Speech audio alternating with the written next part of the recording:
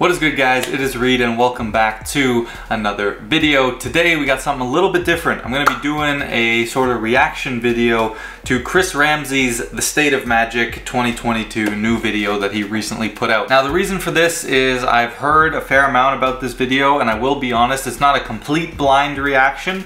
I did watch a bit of the beginning and then I skimmed through it, and then I have heard a few people's sort of reviews of their thoughts on the video, but I haven't watched the full thing for myself. So it sounds like it'll be an interesting video to react to and give my thoughts on the state of Magic in 2022. And so I'll be curious to know what you guys think of the video after we watch it together. And if you haven't, make sure to go check out his video, but we're gonna watch it together now. I'll give you my thoughts on it. Let me know in the comments what you guys think, and also let me know if you like this type of video, this reaction style video, and if you'd like to see more, and I can try to bring you guys some more of this kind of video. Now, just before we jump in, I just want to mention the website, of course. If you guys haven't checked it out, you can check out some merch, you can check out some private lessons and all that great stuff, and I'd really appreciate you just checking out the website if you are interested. So with all that said, guys, let's jump right in to the video. All right, so let's just get to it, and I'll pause and give you guys my thoughts, and yeah. Right, as the title suggests, this is a video about the state of Magic as I see it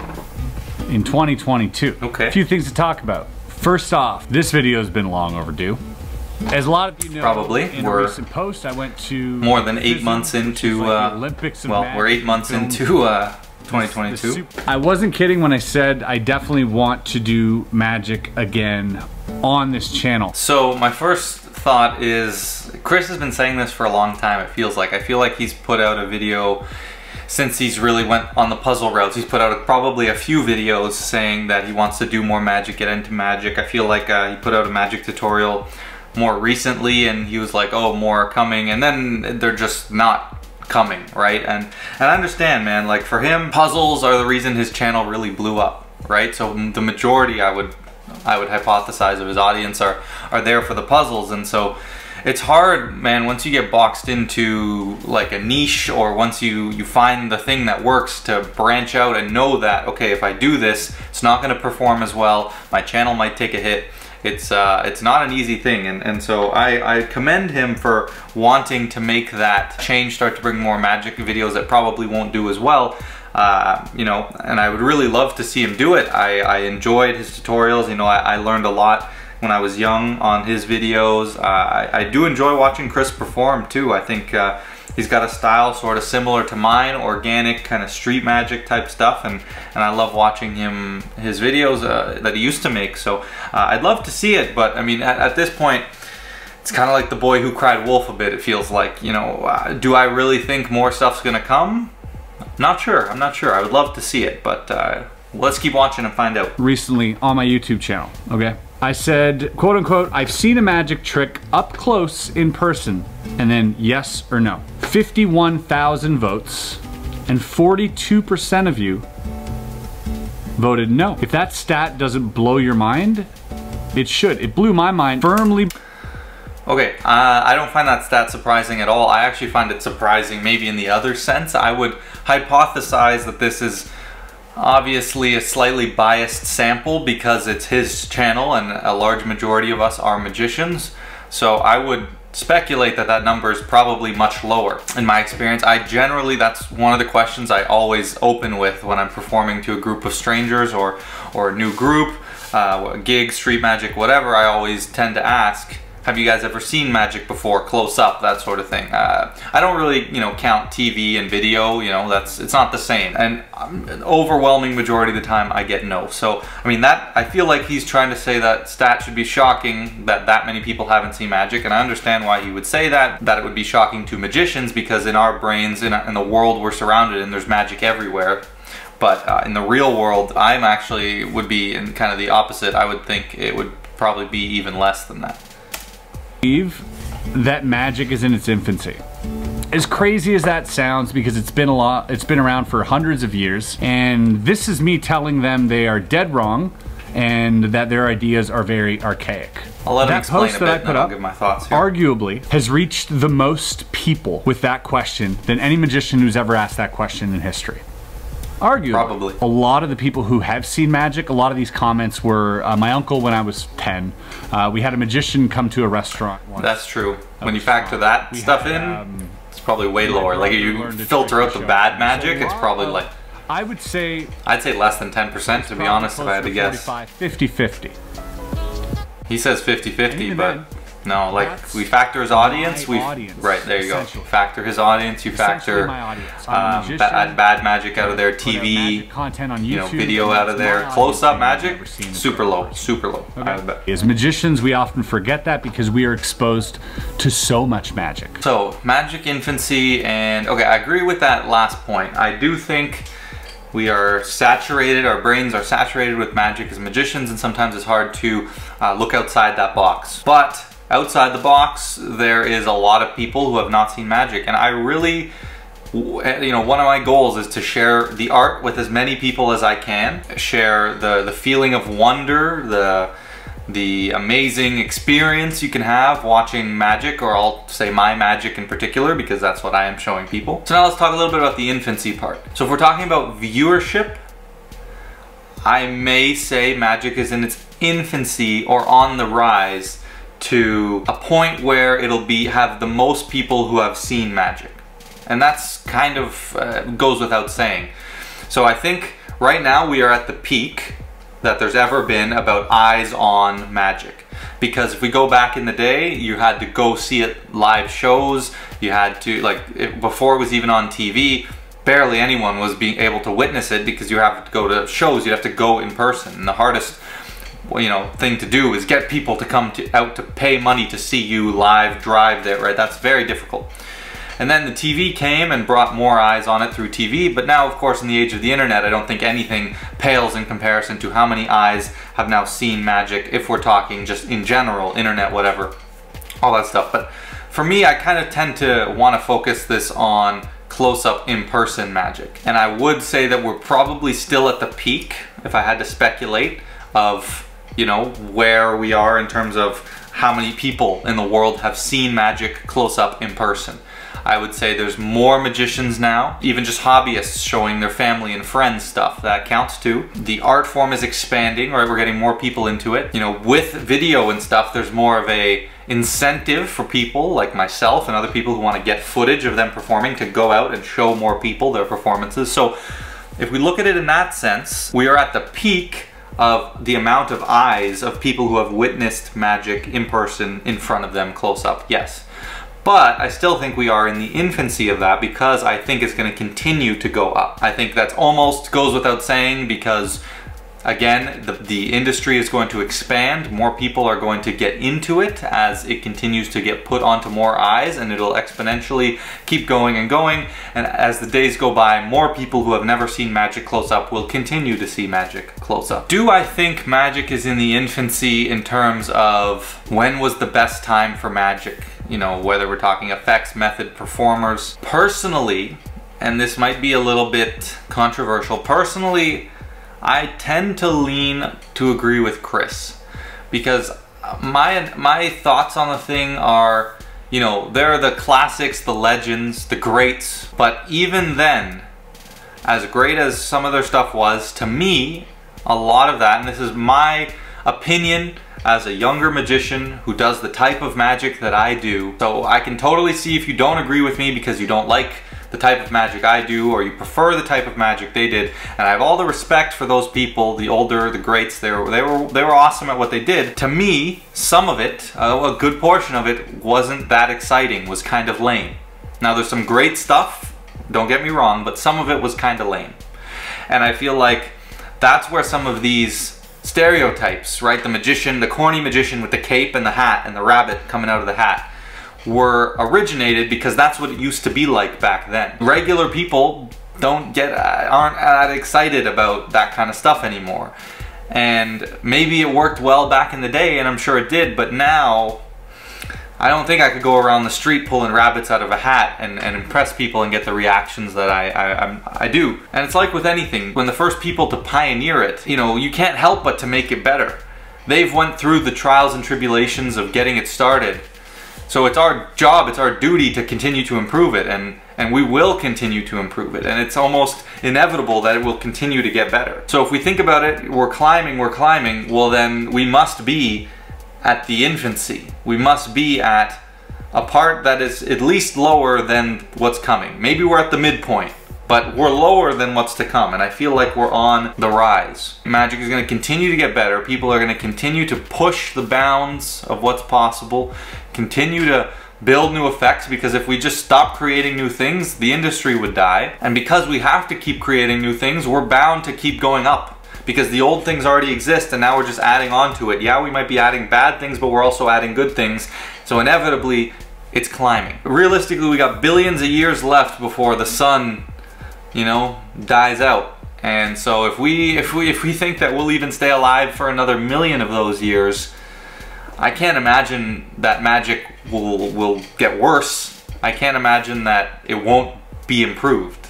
Because if it stopped, then the industry would die, and I have to believe that it will continue. I'm gonna give you an analogy here, and I would speculate, and you guys let me know. I wanna know your age. Tell me your age in the comments, and then your thoughts on this, and here's why. There's a theory in music, and I don't think whatever genre you guys enjoy, you can probably find this analogy. So I'm a hip-hop fan myself. Whatever age, you can check every, you know, decade, every age demographic. Their favorite artists and their favorite era of music, what they consider the golden age, is always the music you grew up on, typically in around your high school years, give or take 5 years plus or minus, right? But your high school, around that age, whatever music you listened to, whatever artists were big, popular that you liked, tend to be what you consider the best music, the golden age. As you age past that, you'll always be looking back saying, there'll never be music like that again.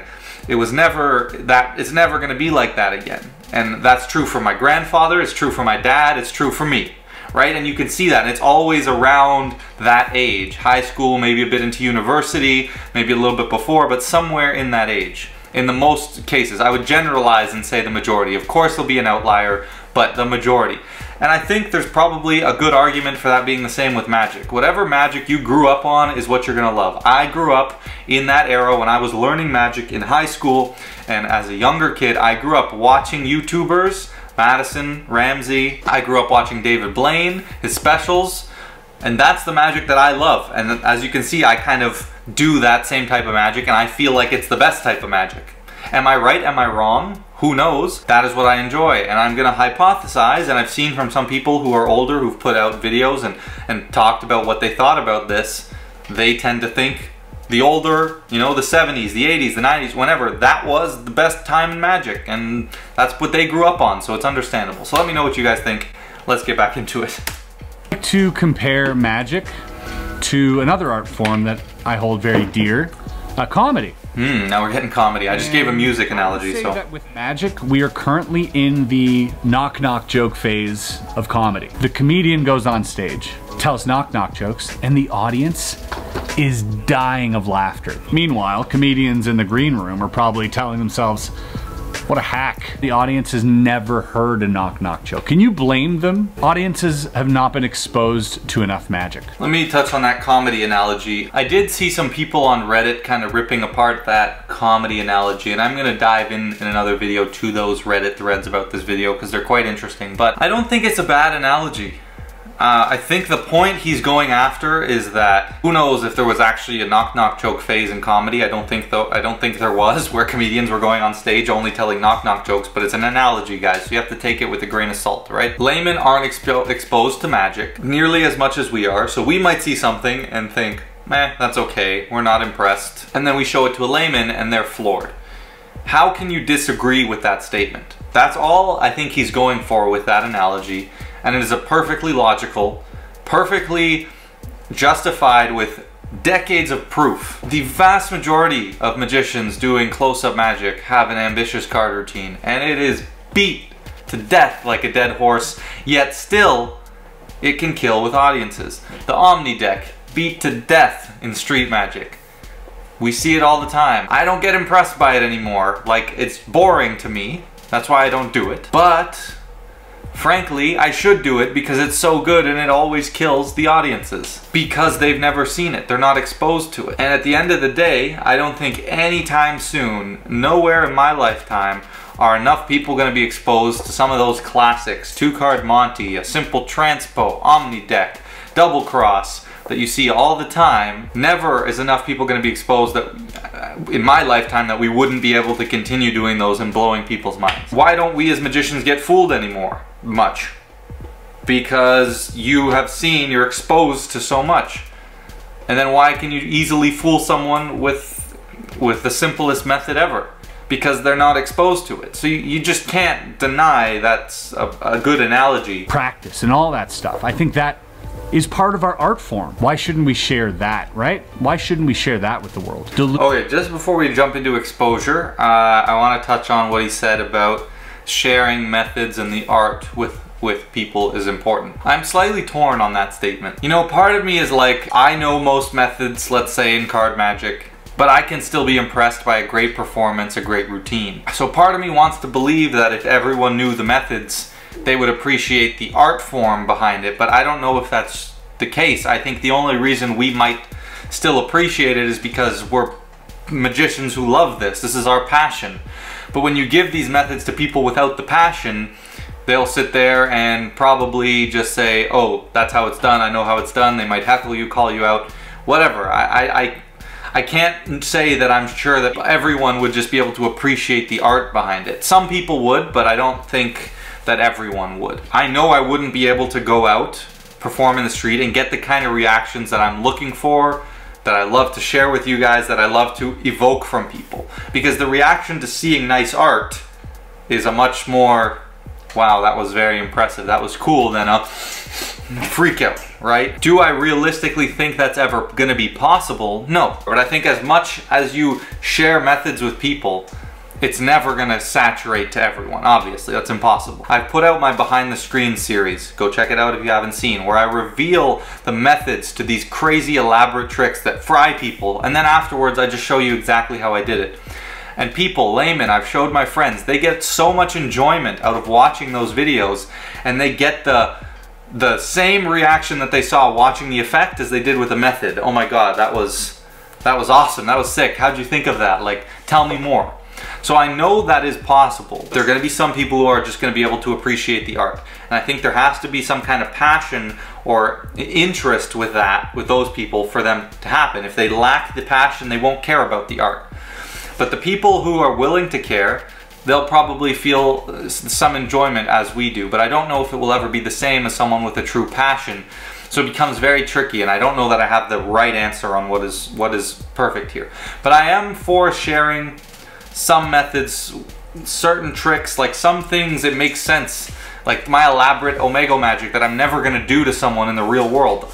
It's great to share, they're entertaining to share. But exposing just to expose and ruin magic, in a sense, could happen too, because there'll be those people who don't care about the art. No matter how much we try to get them to see it, they just won't care, right? Those are the people who are constantly commenting on videos, guessing how you did it, and just saying it's fake and all that stuff.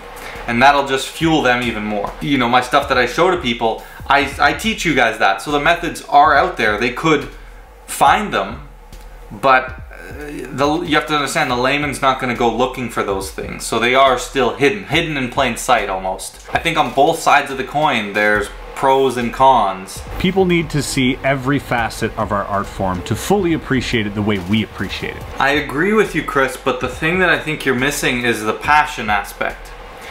If a painter showed me his process to get to this beautiful painting that I love, I know for a fact I still would not really care that much about the process, because I'm not that interested in painting. I might see, oh, that's kind of neat. I didn't know that's how you achieve that look. Cool. But does it make me really appreciate the final piece much more? Maybe a bit. But as someone who's not that interested in painting, I'm not all that interested in the process. As much as I want to believe that sharing methods and sharing the other side of the art will get more people involved, which I do think it will, some people, I know there are a lot of people who just won't care because they don't have an interest and they don't have a passion. And I've been in that situation where I've shared a method with someone for whatever reason. I thought they would get a kick out of it. I thought it would enhance their experience, and it ruined it instead. You're probably saying to yourself, well, if we give them all the methods, then they'll know everything and magic will be dead and we can't fool them and I won't be loved. But to that I say you're dead wrong, because I just went to a magic convention. I've been doing magic for close to 20 years and I've never been fooled so hard in my life. Yeah, this coming it'll just push us, right, to find new methods to fool people. There's always more to find. It'll push the art form from the infancy even further. If people knew all the methods that exist in all of magic, every person, all 8 billion people in the world knew every method right now, by tomorrow there would be hundreds of new effects able to fool all of them. Are you afraid that you won't be invited to parties? Because people haven't seen magic. See, that's what you're afraid of. If you're afraid of not getting that social validation from people, from not being able to do magic, not being invited to parties, well then that's a problem with you inside. I get invited to the parties regardless. Magic's the afterthought, right? That's the way you need to be. You need to be a good person, make real friends, not use magic as a crutch because you're, you know, socially incompetent. If that struck a chord with you, you need to look inside rather than outside at the world of people sharing magic. You need to figure out, you know, get yourself in order, find the right reasons why you're in magic. You gotta switch it up a little bit, because people are gonna be onto you and they're just not gonna find it amazing. Yeah, it's saturation. If people seen the linking rings over and over and over, it's just not that exciting. And I think the magicians who are still doing linking rings are the ones who grew up when that was a popular thing, right? The older magicians, and they think it's the greatest. Whereas I look at linking rings and think it's one of the worst tricks ever. It sucks, it's super boring. But I didn't grow up on watching magicians do linking rings. So that's just my opinion, okay? That's what I think. And I feel like I could back that up. People are now saturated with certain tricks. They get old, they get dated. No one has linking, like rings, it doesn't make sense. Why are you carrying them? They're dated ideas. They're just not that exciting. And that's one of, like I was saying earlier, I just don't think magic back then was just as exciting as it is now. And that's my opinion. It's not, you know, to offend anyone, but that's just the way I look at it. I think everyone should be posting about magic because I love it so much. I think everyone should be posting about it. Even if you're bad, even if you're good, even if your camera quality isn't great, post. Even if you flash. Here's the one thing though, like, it struck me, posting something if you flash. He's trying to say that is just sharing the method essentially in a way with the people, which is what he's trying to get at. At this point though, Chris, like what you have to realize, like, I wish it was that way. I really do. I have, like, literally last week this happened to me. I posted a little sleight of hand clip. It was an older clip and I didn't realize there was the smallest little micro flash. And one person caught it on TikTok and then everyone else saw in the comments. It had the complete opposite effect. People were not like, wow, that's impressive how you achieved that effect. People were like, that is terrible. How did you think that was gonna fool anyone? I know what you did. You did this, you did this. And honestly, 90% of the people still didn't even get what I was doing right, but now that they saw something, they believed that they knew how I did it. And even when I said, no, that's not how it works, you know, how could that be when this is the case? They're still like, they start calling me a liar. I can see it, you know? So it was just a bad situation, man. I don't think we're ready for that. I really do not think we are ready. There's an artistic way, like I've done with behind the screens, to invoke like a enjoyment, an entertainment value out of showing methods, but just exposing sleight of hand and certain things that are not that entertaining to be exposed, so they won't get people in to really enjoy it. The people without the passion, which is the majority of people, right? We're a niche, some people without the passion are just not gonna appreciate the art form like we hope they would, because they don't care, frankly. They don't care about the process of the painting because they don't care about painting. Only the painters care about the process of the painting. Certain people are just predisposed to being hecklers, being bad, negative people, and those people probably won't give a shit about the art either. We're gonna do some videos on YouTube exposure coming up, but generally I don't think teaching is a bad thing because the people who are looking for it are gonna watch. Laymen won't watch, trust me. People will still be amazed, but one day they won't. especially at the speed and at the rate at which magic is being spread right now. I don't think in my lifetime there's no chance that the things that I'm doing won't be amazing to certain people. There's still so many people who have no idea, right? And he's kind of referencing video here, like you see in the comments people saying, oh, I know how you did that. Well, that's because it's a video and they get to watch it over and over, and video magic is not the same. Doing magic in person for real, people have one time to watch it. You can do all kinds of things, reframing, recapping, control their perspective so that they leave with a certain feeling and they have no idea what to think. I could fool the pants off someone with a sleight that they knew how I did on TikTok. They figured it out on TikTok. I could do it in real life to the same person and they'd have no idea. One day, everyone will have seen magic. There's one magician for 1,000, maybe 10,000 comedians right now. Eventually, that number will grow. Everyone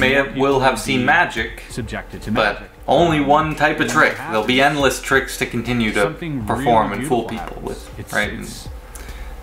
Is magic about fooling people? No, it's about entertaining people, but they almost go hand in hand. Astonishment, that confusion, that is the entertaining value. For some people, it's figuring out the puzzle that's the entertaining value.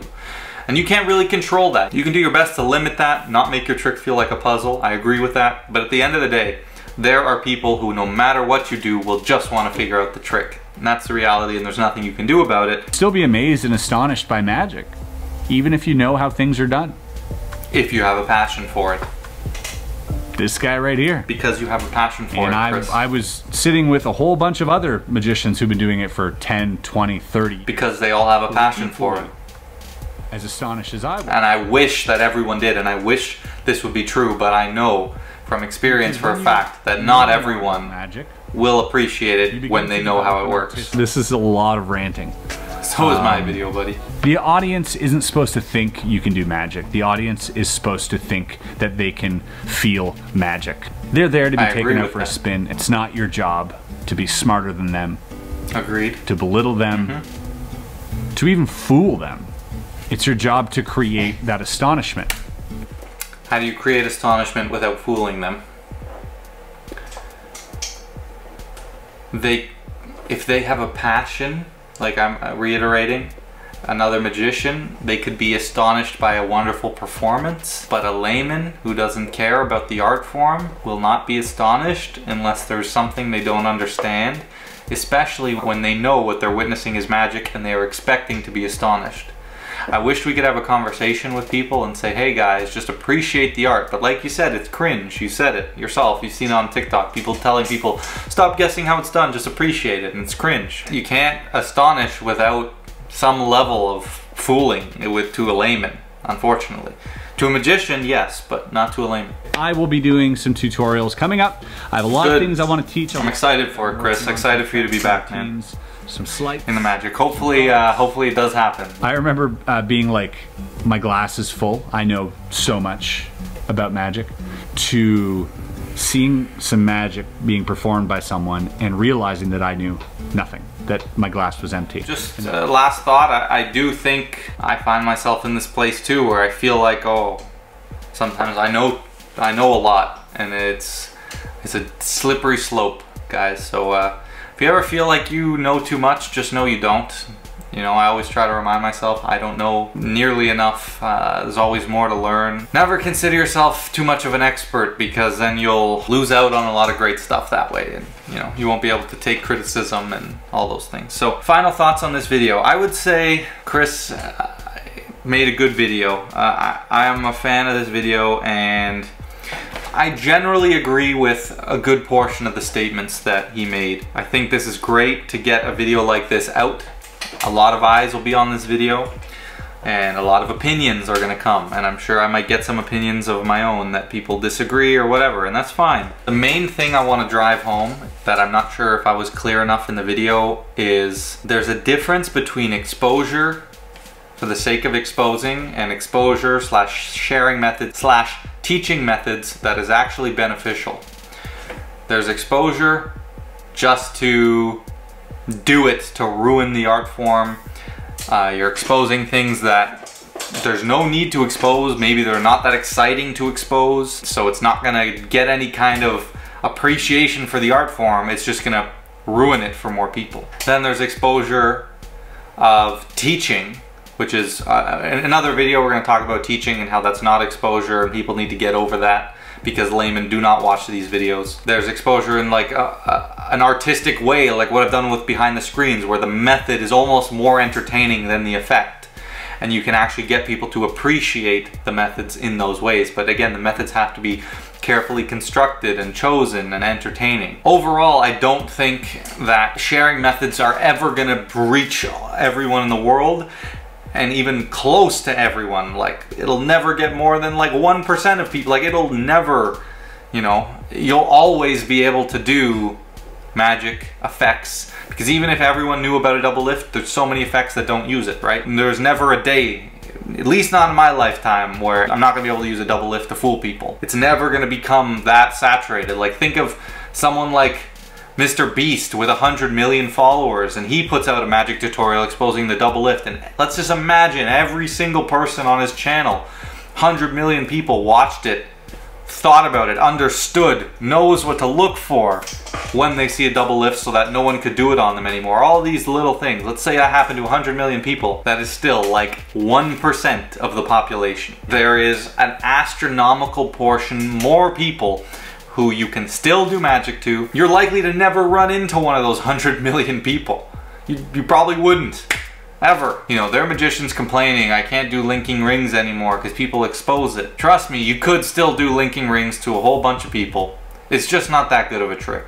That's the reason why people aren't enjoying it. It's not because they know how it's done. Anyway, I'm gonna end it there. I hope you guys enjoyed that video. Let me know, please, in the comments what you think about Chris's video, what you think about my thoughts, and let me know how old you are too. I want to see sort of what the age demographics tend to think about this topic. I think that would be really interesting.